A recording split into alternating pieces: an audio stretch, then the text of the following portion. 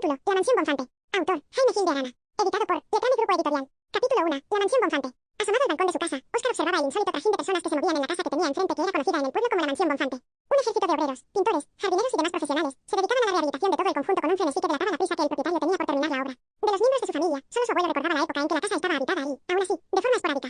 Las únicas personas que Óscar había visto en el interior eran el viejo jardinero que iba de vez en cuando para evitar que el jardín se convirtiera en una selva, sin mucho éxito, todo hay que decirlo, y el administrador de la finca, que una vez al año efectuaba un inventario de las reparaciones más urgentes para evitar que la casa se convirtiera en una ruina. Por ello, la curiosidad en el pueblo era inmensa y no había reunión en bar, mercado, peluquería o casino en la que no saliera el tema, con tantas opiniones sobre el mismo como personas estuvieran comentándolo. Aparte de que en el pueblo no sucedía casi nunca algo digno de mención, esa casa formaba parte de su historia. Era de las construcciones más antiguas, y se decía que había sido edificada sobre las ruinas de un viejo castillo o iglesia, pues sobre el particular no lograban ponerse de acuerdo. Don Cosme, maestro jubilado del pueblo, que presumía de ser un erudito sobre la historia del lugar, daba en cierto modo la razón a ambas versiones, ya que sostenía que, en realidad, se trataba de una abadía fortificada. Otro de los misterios relacionados con el caserón era el de su propietario actual. Los que la construyeron fueron una familia de origen italiano cuyo apellido le dio el nombre, pero de eso hacía varios siglos, y los descendientes habían ido reduciendo su número de forma paulatina, por lo que, en el momento actual, se ignoraba si existía alguno. Naturalmente, una casa de estas características había tejido a su alrededor toda una leyenda, cruzándose historias unas verdaderas, otras inventadas y la mayor parte exageradas sobre sucesos acaecidos en su entorno.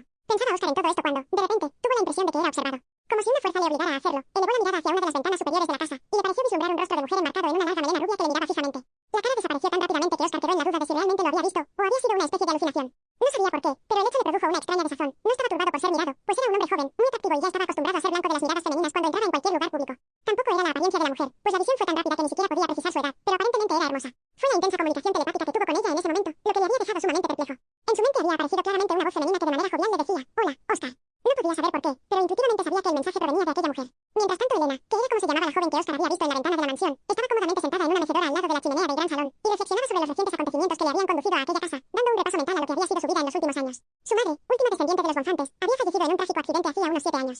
Hasta ese momento, su vida había transcurrido tranquilamente, en nada diferente a la de cualquier otra chica de su edad y posición social. Pero tras ese suceso, su padre, que era un respetado historiador, cambió su tranquilo despacho por un 4x4, dedicándose a estudiar in situ, tanto hechos históricos como de leyenda, lo cual le fue creando cierta fama de profesor chiflado, aunque seguía gozando de un gran prestigio, ya que había logrado importantes descubrimientos en su campo. Uno de los que más resonancia había tenido fue el de unas pirámides en la selva de Panamá, más antiguas que las ya descubiertas, y que habían sido construidas por un pueblo que gozaba de un alto nivel cultural para su época, y del que, hasta ese momento, no se había tenido noticia. En una de ellas, se descubrió una gran biblioteca en la que había volcado sus conocimientos aquella raza, encontrándose entre otras cosas algunos remedios para enfermedades actuales. Y eso era solo la punta del iceberg, porque la producción de tan ingente material era una labor de años y aún quedaba mucho por desvelar. Sin embargo, otras aventuras del profesor no gozaron de tanta estima. Su búsqueda del reino de Saba fue tachada de ridícula y poco científica por la comunidad académica. Aquello a Elena le molestaba mucho, pero a su padre le tenía totalmente sin cuidado. Sostenía que tan científica era una búsqueda como otra porque, en su opinión, las leyendas, en cierto modo, eran historia alterada. Elena estaba acostumbrada a las rarezas de su padre, porque desde la muerte de su madre no se separaba nunca de él, y le acompañaba en todas las aventuras que emprendía, incluso en aquellas que podían ser potencialmente peligrosas. Afortunadamente para ellos, la administración de su inmensa fortuna la llevaba su tío Alfredo, hermano de su padre, pero totalmente diferente a él. Si su padre era un genio de la investigación, su tío lo era de las finanzas. Con su inseparable portátil controlaba toda la actividad de las diferentes empresas propiedad de la familia, y si detectaba que una de ellas tenía problemas, se trasladaba a la misma. Sample complete. Ready to continue?